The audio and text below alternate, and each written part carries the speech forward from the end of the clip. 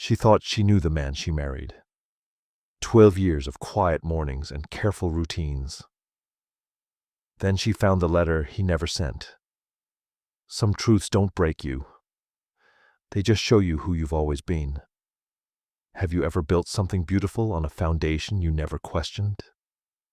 The house is too quiet. Maren stands in the hallway, listening to the silence press against her ears. It's the kind of quiet that feels unnatural. No hum of the refrigerator, no creak of Callum moving upstairs, no distant murmur of traffic from Ashwood's sleepy streets. Just stillness, the kind that makes you aware of your own breathing. She's alone. Callum left early this morning, a work trip, he said, or maybe visiting his brother upstate. She can't quite remember. He'd kissed her forehead before dawn, his lips cool and careful, and she'd mumbled something half asleep. By the time she woke, he was gone. Now it's late afternoon, and the October light slants through the living room windows in soft, muted gold. Dust motes drift through the air, slow and weightless, suspended in the amber glow. The light feels tired somehow, like it's already giving up before evening arrives. It catches on the edges of furniture. The worn corner of the couch, the brass lamp, the oak desk in the corner of the room. Myron hasn't touched that desk in years. It's Callum's. Always has been. A boundary she learned not to cross without thinking about it, the way you learn to step around a loose floorboard or avoid a drawer that sticks. He keeps his work there. Papers, receipts, the small administrative debris of a life lived carefully. She's never asked what's inside. He's never offered. But today, she needs something. A tax document from 3 years ago, maybe 4. Or an old photo of her mother she thought she'd tucked into a folder somewhere. The excuse feels thin even to her, but it's enough to pull her across the room. She stops in front of the desk. The wood is dark, polished smooth from years of use. She can see the grain beneath the surface, whorls and lines like fingerprints. There's a small lamp on top, a stack of unopened mail, a coffee mug with a ring of dried residue at the bottom. Everything arranged just so. Everything in its place. Her hand hovers over the drawer handle. It's cold when she finally touches it. Smooth metal, slightly tarnished. She hesitates. There's no reason to hesitate, she tells herself. It's just a drawer. Just papers. But something in her chest tightens anyway. A small knot of unease she doesn't have a name for. She pulls. The drawer opens with a low, reluctant creak. Wood against wood, the sound of something that hasn't moved in a long time. Inside, the contents are neat, orderly. Stacks of paper clipped together. Receipts arranged by date. A small wooden box, smooth and dark, pushed toward the back. Marin's fingers move through the papers carefully, as if she's an intruder in her own home. Tax forms. Bank statements. Nothing interesting. Nothing secret. And then, beneath it all, folded and pressed flat, a letter. It's old. She can tell by the way the paper has yellowed at the edges, softened from being folded and unfolded too many times. It's not in an envelope, just a single sheet, creased down the middle, tucked beneath, tucked at everything else like it was meant to stay hidden. Her hand trembles as she lifts it. The paper is heavier than she expected, thicker, the kind you'd use for something important. She unfolds it slowly, the crease crackling faintly under her fingers. The handwriting is Callum's. She recognizes it immediately. Neat, careful. The letters slanting slightly to the right, but younger. Shakier. Like it was written by someone who wasn't sure yet. She starts to read. The first line is simple, quiet. But it stops her heart. I don't know who I'll be in 10 years. I hope I'm brave enough to tell the truth. Marin's breath catches. The letter trembles in her hands. She stares at the words, reading them again, trying to make sense of them.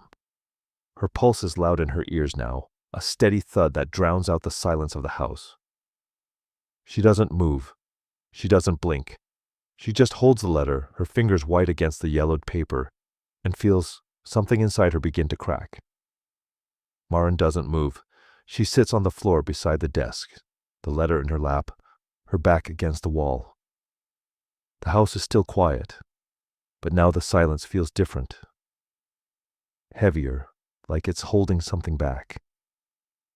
She stares at the words on the page, reading them again and again, trying to pull meaning from the space between the letters.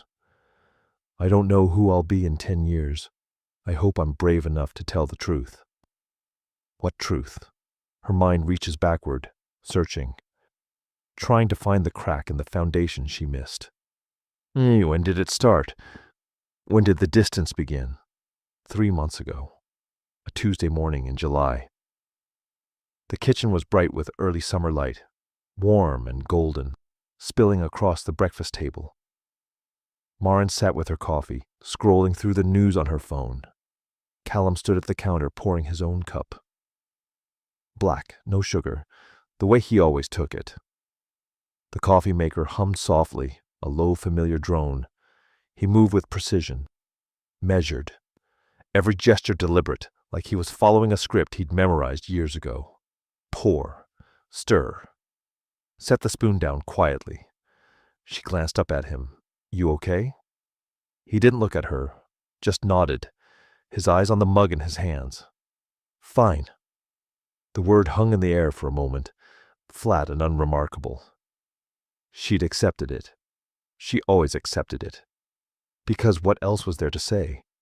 He said, fine, and fine was enough. She went back to her phone.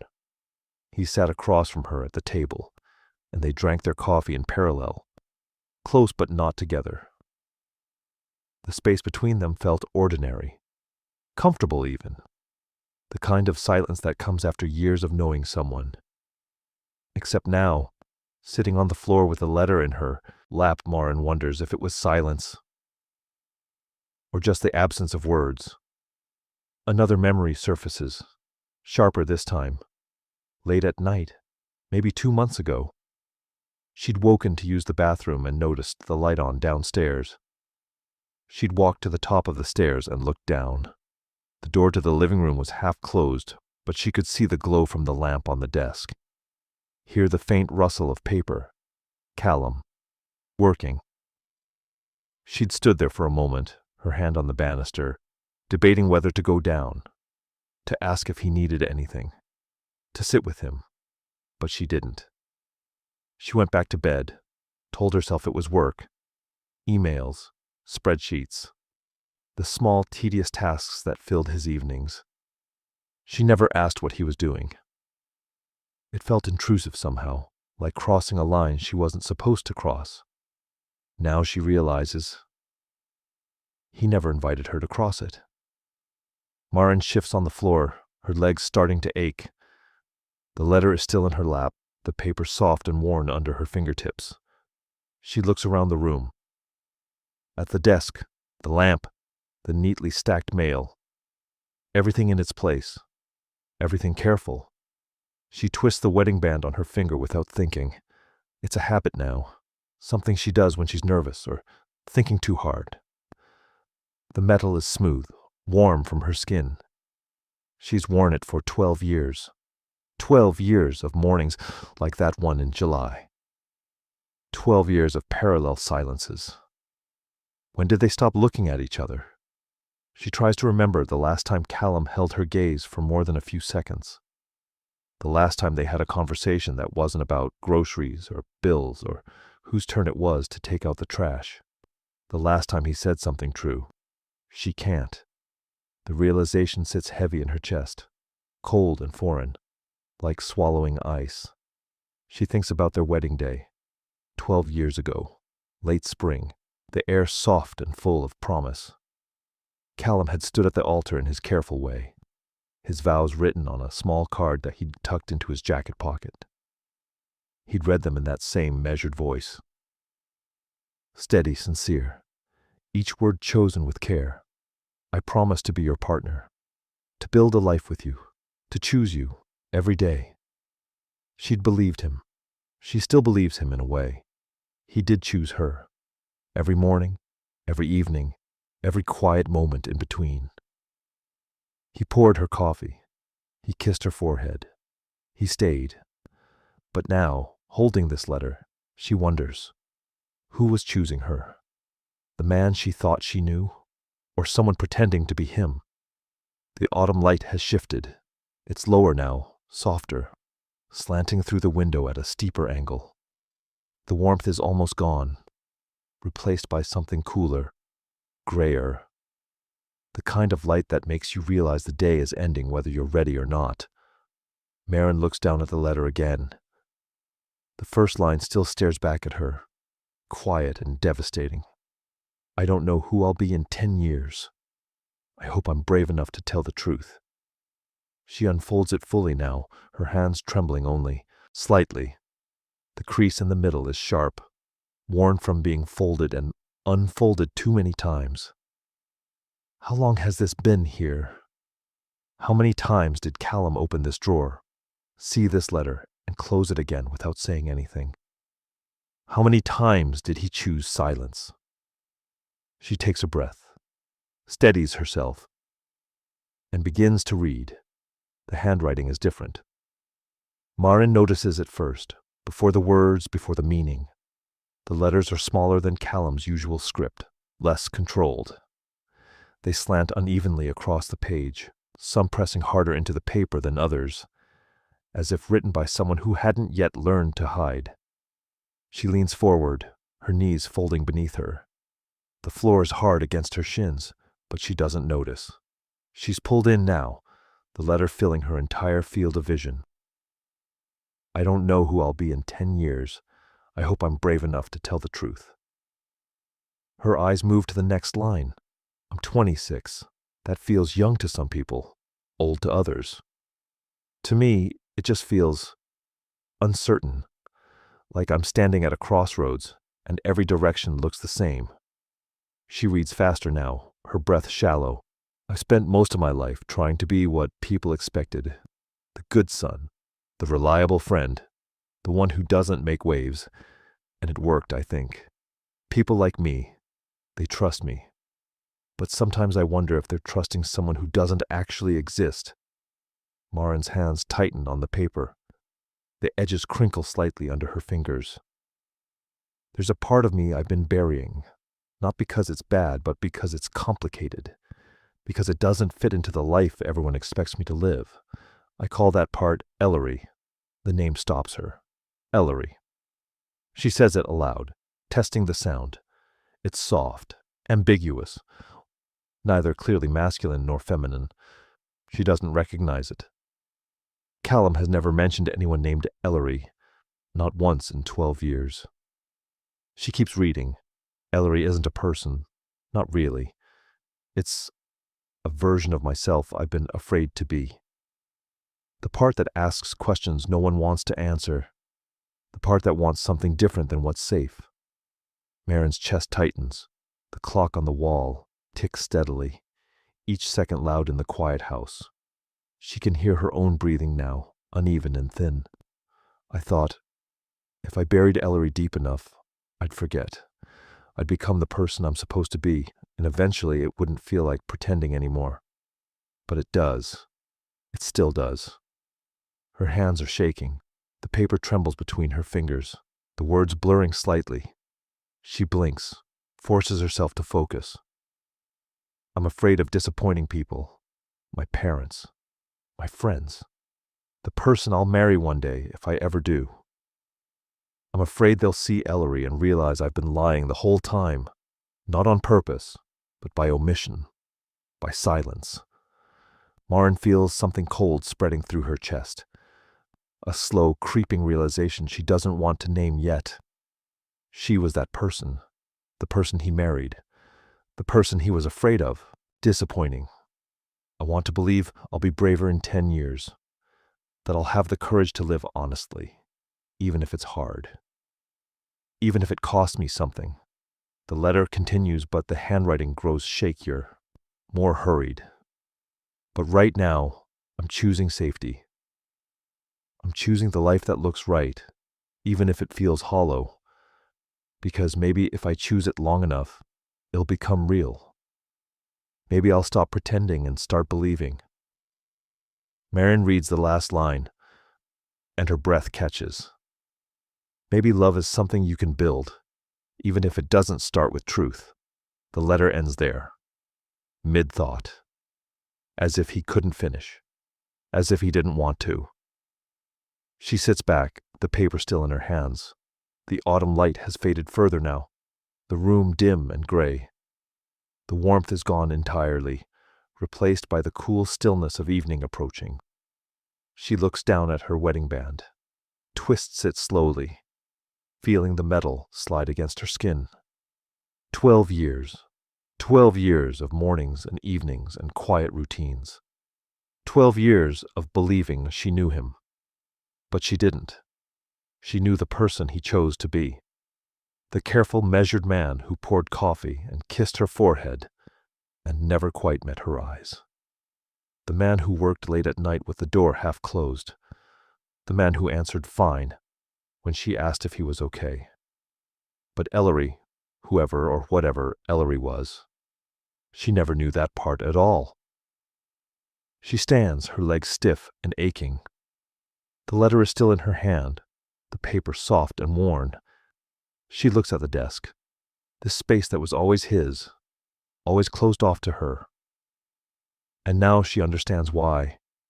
It wasn't just a workspace, it was a repository, a place to keep the parts of himself he couldn't show her, the parts he buried so deep he thought they'd disappear. Her hands move without thinking. She opens the drawer again, pulls out the stack of papers, the receipts, the small wooden box. She's looking for something. Another letter, another clue, another piece of the person Callum used to be. And then she sees it. Tucked beneath the wooden box, pressed flat against the bottom of the drawer, another envelope, thicker this time, sealed. Her name is written on the front in Callum's handwriting, not the young, shaky script from the letter she just read. This is his current hand. Steady, precise, deliberate. Marin. Her pulse quickens. The envelope is heavy in her hands, the seal unbroken. Whatever is inside, he never meant for her to see it. Not yet. Maybe not ever. She holds it for a long moment, staring at her name on the front. The room is almost dark now, the last of the autumn light slipping away. The clock ticks. Her breath steadies, and she tears the envelope open. The envelope is heavier than it should be. Marin holds it in both hands, her thumbs pressed against the seal. Her name stares back at her. Marin. Written in Callum's current handwriting. Steady. Precise. The kind of script that doesn't tremble or second-guess itself. But her hands do. She slides her finger under the flap and tears. The sound is sharp in the silence. Paper ripping. Something breaking open that was meant to stay closed, inside a single folded sheet. Thicker than the first letter. Heavier. She unfolds it slowly. The date is at the top. 12 years ago. Late spring. Their wedding day. Her breath stops. Marin, I hope you never read this. I hope by the time we're old I'll have fallen in love with you for real. The words hit her like cold water. She reads them again, slower this time, as if reading slower will change their meaning. I hope you never read this. I'll have fallen in love with you for real. Her chest tightens, the cold spreads, sharp and creeping, like frost working its way through glass. She keeps reading. I'm writing this on the morning of our wedding. You're upstairs getting ready, and I'm sitting at this desk, trying to make sense of what I'm about to do. I should be happy. I should be certain, but all I feel is fear. Her hands shake. The paper rustles faintly, the only sound in the room, besides the ticking clock. I'm marrying you because you're kind, because you're steady, because when I'm with you, I feel like I can be the person everyone expects me to be. That's not a bad reason, is it? People marry for worse. Marin's throat tightens. She swallows hard, forces herself to keep going. But I don't know if I'm in love with you. Not the way I'm supposed to be. Not the way people talk about in vows and songs and poems. I care about you. I respect you. I want to build a life with you. But love, I don't know if I feel it yet. Yet the clock ticks. Once, twice, 3 times. I'm terrified of being alone. I think that's the truth I've been avoiding. I'm terrified of living a life where no one chooses me, where I'm always the careful one, the reliable one, the one people like but don't love. So I'm choosing you. I'm choosing safety. I'm choosing the life that looks right. Her hands are white-knuckled now, gripping the paper so hard it crinkles at the edges. And I'm hoping, God, I'm hoping, that love is something you can build. That if I show up every day, if I'm kind and present and committed, maybe one day I'll wake up and it'll be real. Maybe the pretending will stop feeling like pretending. She reads the next line, and something inside her fractures. Maybe you'll never know the difference. Marin stops breathing. She stares at the words, reading them over and over, as if repetition will dull the sting. But it doesn't. It only sharpens. Maybe you'll never know the difference. 12 years. 12 years of mornings and evenings and quiet routines. 12 years of believing she was loved. 12 years of tenderness she thought was real. And he was hoping she wouldn't notice. She forces herself to finish. I want to believe this will work. I want to believe that commitment can become love. That choosing you over and over will eventually feel like something more than just choosing not to be alone. But if you're reading this, it means I failed. It means I couldn't make it real. It means I stayed silent too long, and you found the truth I was too afraid to tell you. I'm sorry, Marin. I'm so sorry. You deserved better than this. You deserved someone who chose you because they couldn't imagine life without you. Not because they were afraid of a life alone. If you're reading this, I failed. And I'm sorry. The letter ends there. Marin sits perfectly still. The room is dark now. The autumn light is gone entirely, replaced by the gray stillness of evening. The clock ticks. The house is silent. Her breath is shallow and uneven. She looks down at the letter in her lap. At the words written 12 years ago, on the morning she stood in a white dress and believed she was marrying someone who loved her. She thinks about that day, the vows Callum read from the card in his pocket. I promise to be your partner, to build a life with you, to choose you every day. He did choose her, every day, every morning, every evening, every quiet moment in between, but not because he loved her, because he was afraid. Her hand moves to her wedding band. She twists it slowly, the way she always does when she's thinking too hard. The metal is warm from her skin, familiar. She's worn it every day for 12 years, but now it feels different, heavier, like it's made of something other than gold. She slides it off. The motion is slow, deliberate. The band catches slightly at her knuckle, then slips free. She holds it in her palm for a moment, staring at it. A perfect circle, unbroken. A promise that was never what she thought it was. She sets it on the desk, gently. Not angry, just done. It sits there beside the letters, small and quiet, catching the faint light from the window. Marin doesn't cry. She thought she would. But the tears don't come. Just a hollow ache in her chest, cold and spreading, like something vital has been removed and nothing has rushed in to fill the space. She thinks about Callum, the man who poured her coffee and kissed her forehead and worked late at night with the door half closed. The man who answered fine when she asked if he was okay. The man who chose her not because he loved her, but because he was terrified of being alone. And she wonders, did she do the same thing? Did she marry him because she loved him? Or because he was kind and steady and safe? Because saying yes felt easier than being alone? The thought sits heavy in her chest, uncomfortable and true. She stands. Her legs are stiff, her body aching from sitting too long. She walks to the window and looks out at Ashwood's quiet streets.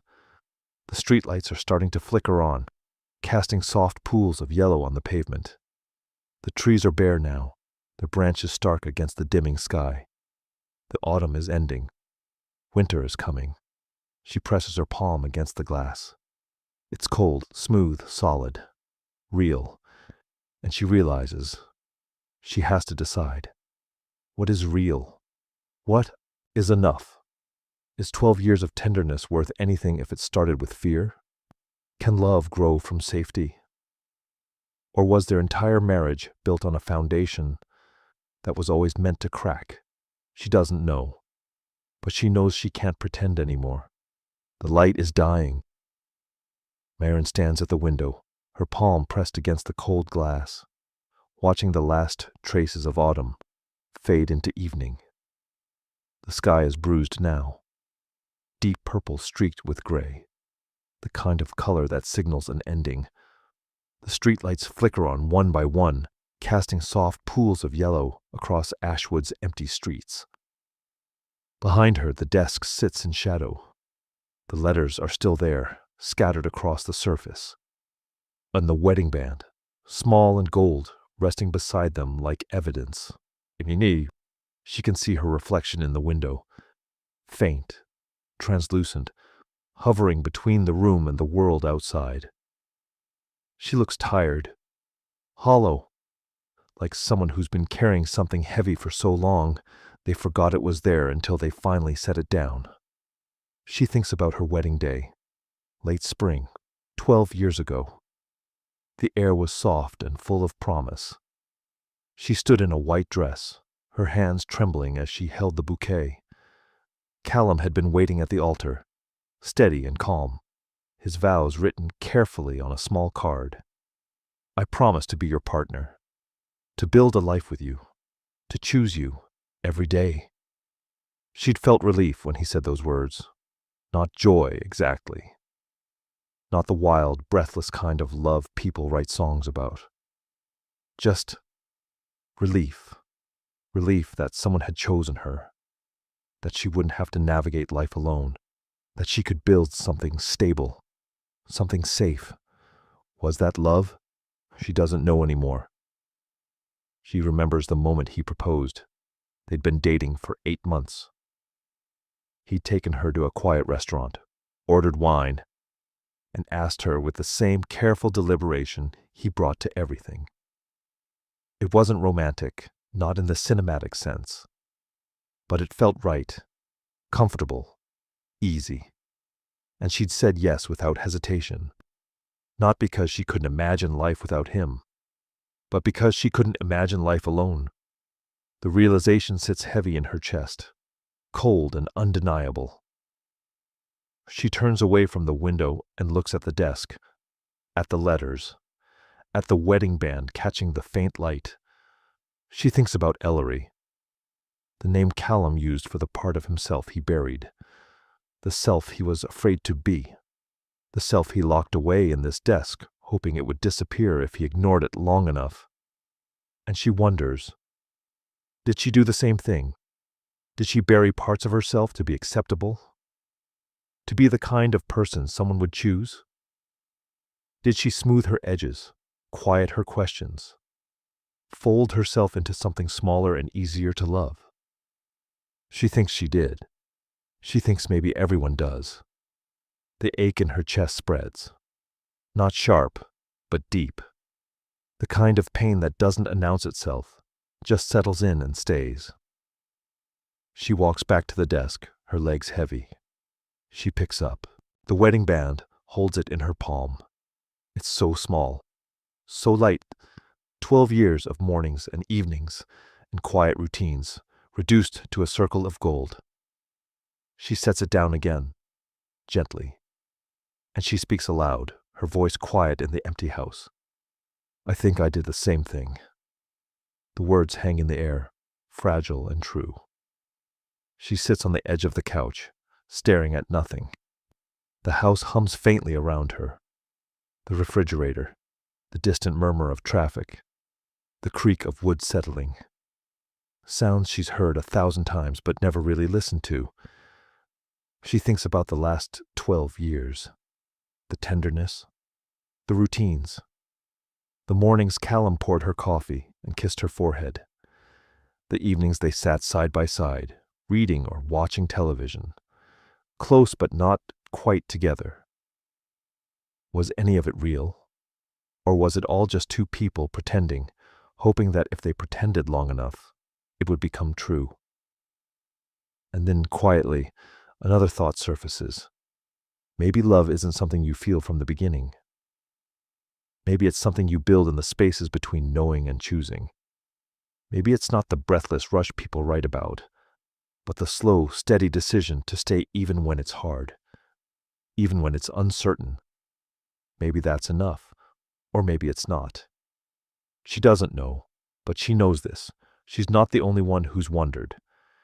She's not the only one who stood in a marriage built on hope instead of certainty, questioning whether the foundation was ever solid to begin with.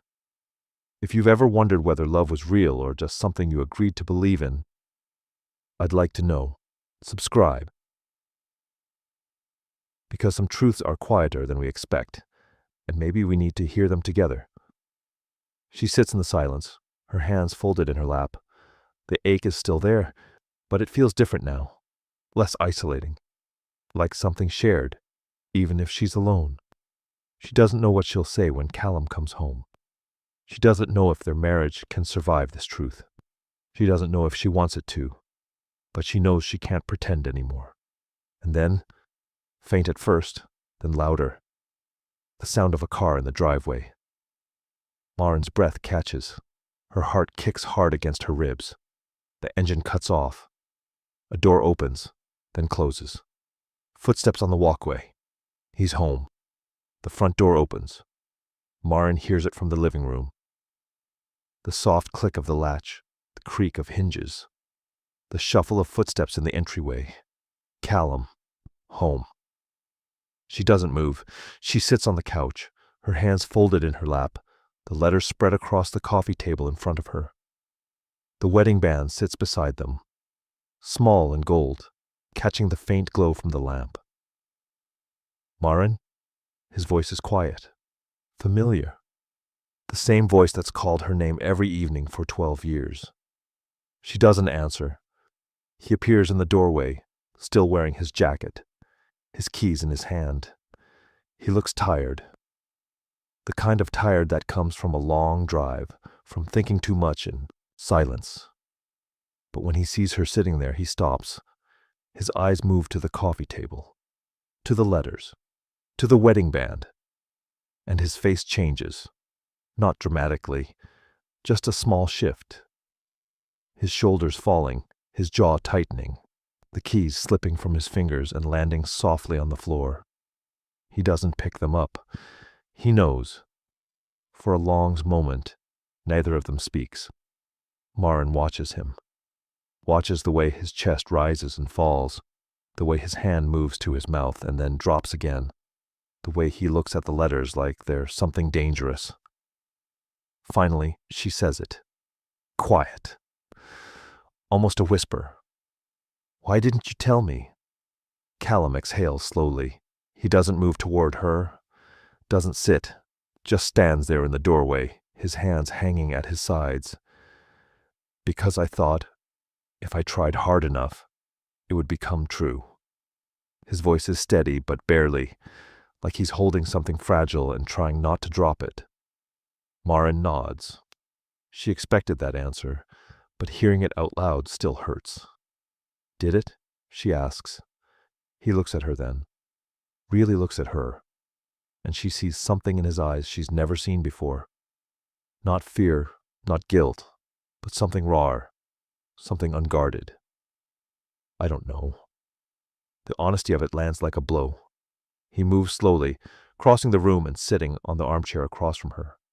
Not close, not touching, just present. He picks up the first letter, the one he wrote to himself at 26. He doesn't read it, just holds it, his thumb brushing the worn edge. I thought if I chose the right life, I'd become the right person, he says quietly. I thought if I showed up every day, if I was kind and steady and reliable, eventually the rest would follow. The love, the certainty, all of it. Marin's throat tightens. She watches him, this man she's lived beside for 12 years, and realizes she's never heard him speak this honestly before. I love you, he continues, his voice low. I do, but I don't know if I chose you because I couldn't imagine life without you, or because I couldn't imagine life alone. The words sit heavy between them. Marin looks down at her hands, at the pale band of skin on her ring finger, lighter than the rest, the mark of something that used to be there. I think I did the same thing, she says. Callum's head lifts. He stares at her, and for a moment, neither of them breathes. You were kind, she says. You were steady. You made me feel safe. And I thought that was enough. I thought safety was the same as love. She pauses, her voice catching. But I don't know if I was in love with you either. Not the way I thought I was supposed to be. The admission hangs in the air, fragile and devastating.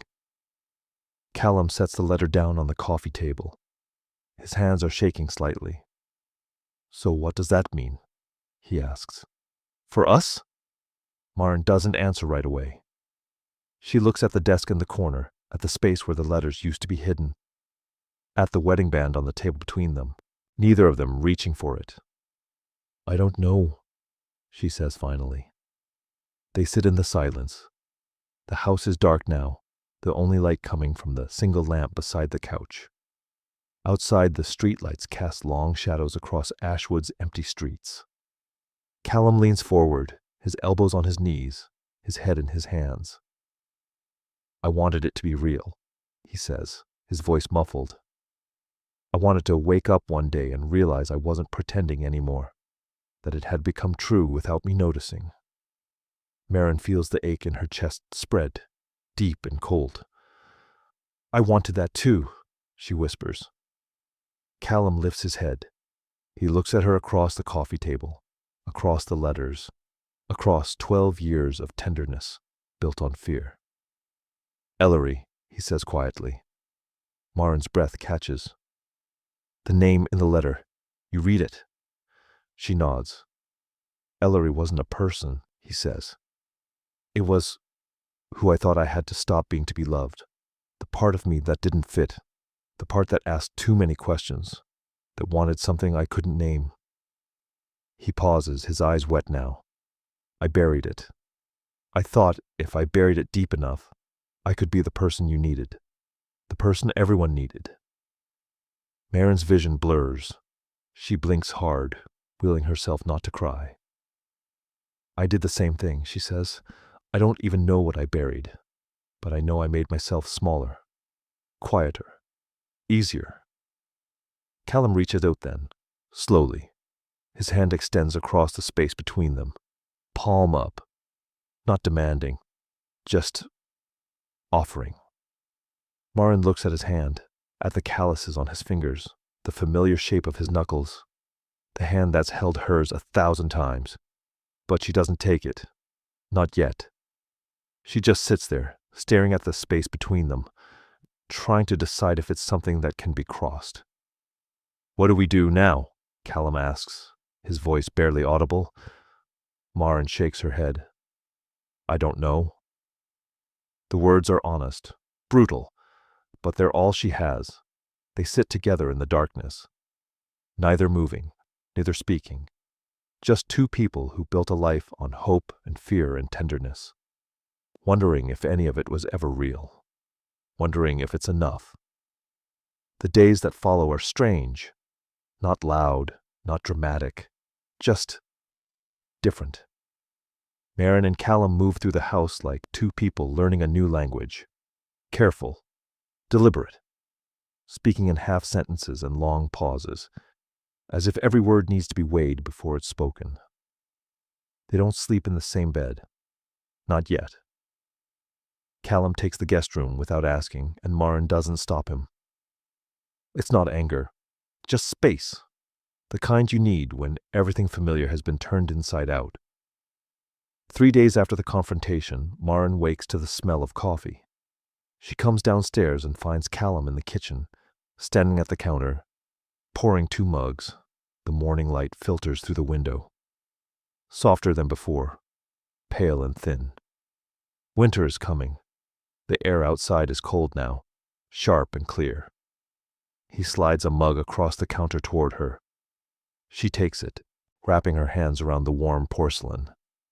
Neither of them speaks. They stand on opposite sides of the kitchen, drinking in silence. Not hostile, not comfortable, just present. After a while, Callum says, "I'm sorry." Maren looks at him. His face is tired, lined with something that wasn't there before. Not age, just awareness. "I know," she says.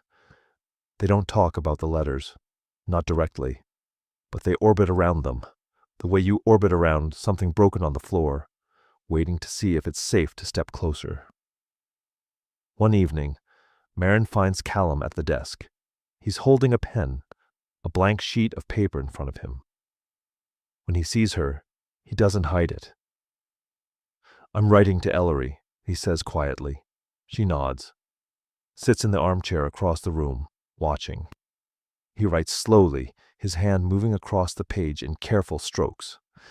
When he finishes, he folds the letter once, sets it on the desk, and looks at it for a long time. "What does it say?" Maren asks. Callum exhales. "That I'm not afraid anymore. That I'm done burying things." She doesn't ask to read it. She doesn't need to. The next morning, they clean out the desk together. It's not planned. Maren just starts pulling out the old papers.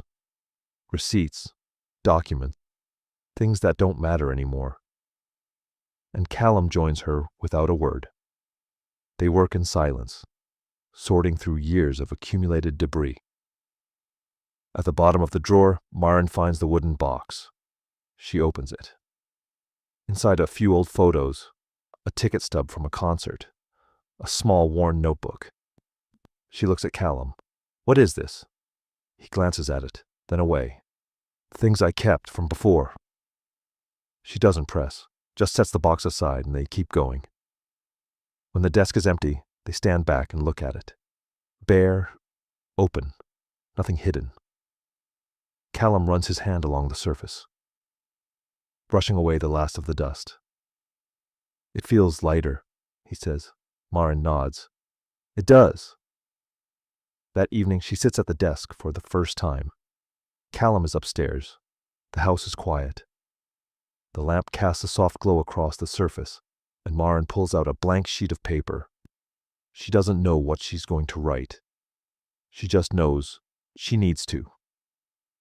She picks up a pen, and the words come slowly. "I don't know if love is something you feel or something you choose. Maybe it's both. Maybe it's neither. But I know this. I want to try again. Not because I'm afraid of being alone, but because I choose to be here." She pauses, her hand hovering over the page. "I don't need perfection. I don't need certainty. I just need honesty. And I think that's enough."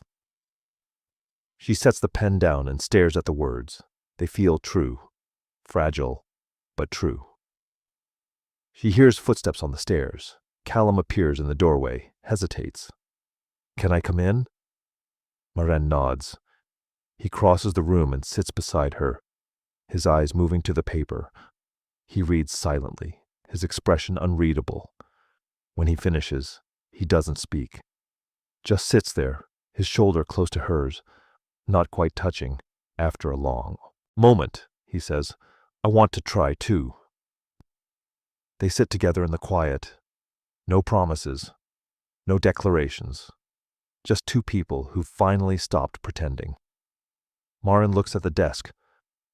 This space that used to be his, now theirs. She thinks about the wedding band, still sitting somewhere in the bedroom, small and gold, and waiting. She doesn't know if she'll put it back on. Not yet. But maybe soon. The next morning, the first snow falls. Maren stands at the window, watching the flakes drift down, soft and slow. The world outside is turning white. The streets of Ashwood, covered in a thin, fragile layer of new. Callum comes to stand beside her. They watch together, neither speaking. The cold is no longer threatening. It's just clear, honest, the kind of cold that makes everything sharper, more real. "Winter," Callum says quietly. Maren nods. "Yeah." That evening she picks up the wedding band. She holds it in her palm, feeling its weight. 12 years. 12 years of mornings and evenings and quiet routines. 12 years built on fear and hope and tenderness. She doesn't put it on, not yet. But she doesn't set it down either. She just holds it, turning it over in her fingers, and thinks about what it means to choose someone.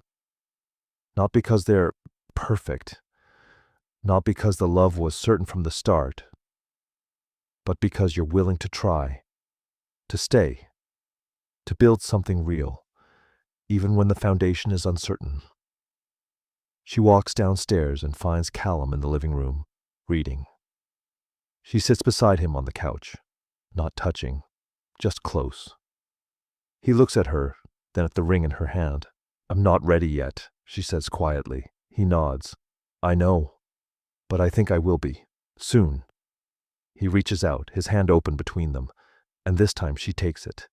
Their fingers laced together, warm and familiar and new all at once.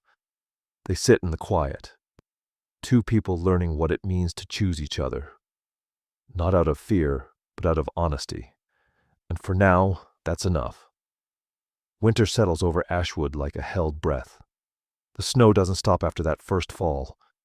It comes in waves, soft and steady, covering the streets and rooftops in white. The trees stand bare against the pale sky, their branches sharp and clear in the cold light. The house feels different now, quieter, but not empty, peaceful.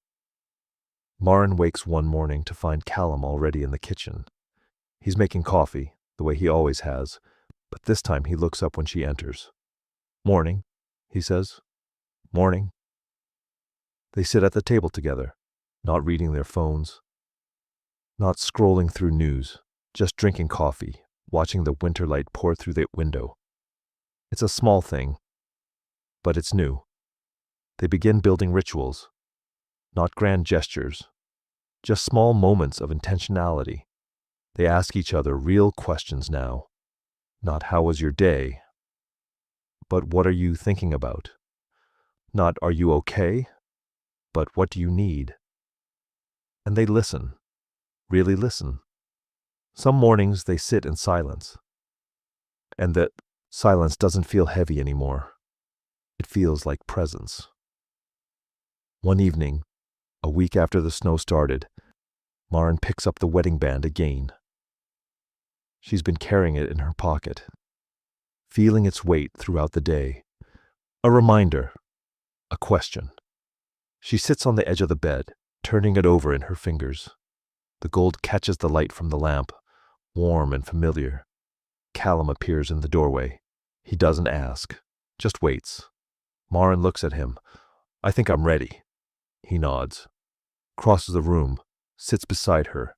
She holds out the ring, but it means something different now. "I know," he says. She slides it onto her finger, slowly, deliberately. It fits the same as it always did, but it feels different, heavier, more real. "It's not a promise that everything will be perfect," she says. "I know. It's just a choice, to keep choosing." Callum reaches for her hand, their fingers laced together, the ring warm between them. "That's enough," he says. The next evening they sit at the desk together. Maren suggested it without thinking. "We should write something. For later. Callum looked at her, surprised, then nodded. Okay. Now they sit side by side, a blank sheet of paper in front of them, a pen between them. What do we write? Callum asks. Maren thinks for a moment. The truth, whatever it is. He picks up the pen, hesitates, then begins. We didn't start with certainty. Maren watches the words appear on the page. Her chest tightens, but not with pain. With something else. Something like hope. She takes the pen from him, adds the next line. But we chose each other anyway. They pass the pen back and forth, writing together. Their handwriting overlaps, intertwines, creates something that belongs to both of them. We don't know what the next 10 years will look like. We don't know if we'll always be sure, but we know this. We're here, not out of fear, not out of obligation, but because we choose to be.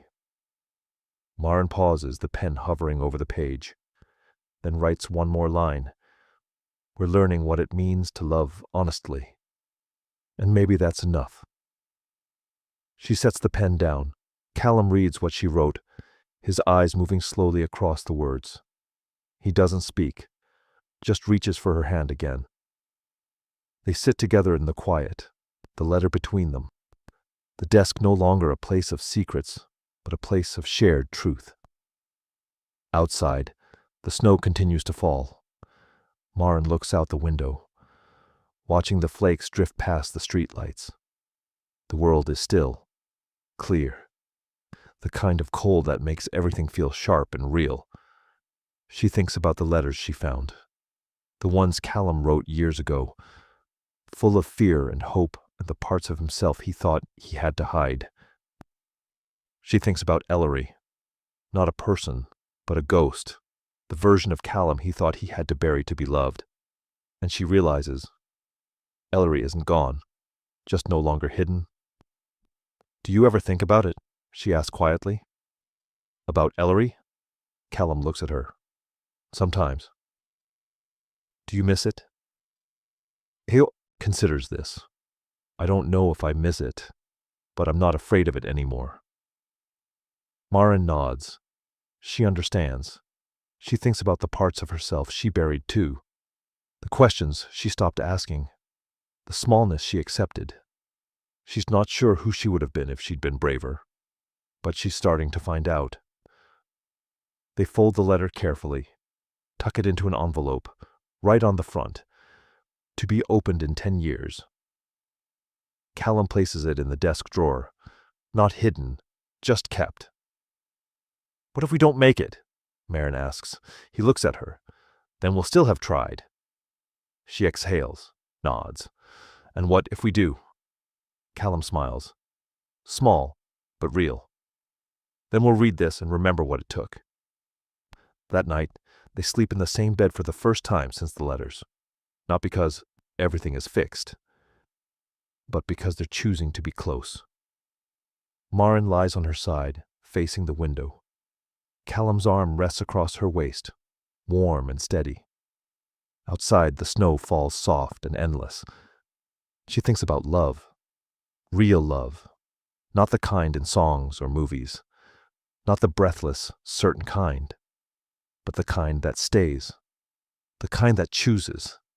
The kind that survives doubt and fear and the slow erosion of pretending. The kind that says, I don't know what tomorrow looks like, but I'll be here to find out. In the morning, they wake to the winter's first light. Clean, clear, cold but honest. They lie there for a moment, neither speaking, just breathing, just present. And then Callum says, Coffee? Maren smiles. Yeah. They get up, they make coffee. They sit at the kitchen table, watching the light stretch across the snow-covered streets of Ashwood. They don't talk about the letters. They don't talk about what comes next. They just sit together. Two people who finally stop pretending. Two people learning what it means to love, not because it's easy, but because it's true. The desk sits in the corner of the living room, open and bare. The letters from the past are tucked away, not forgotten, just no longer defining. And in the drawer a new letter waits, written together, a promise not of perfection, but of presence. A reminder that love is not something you fall into, it's something you choose. Every day. Even when you're not sure, even when the foundation is uncertain, especially then.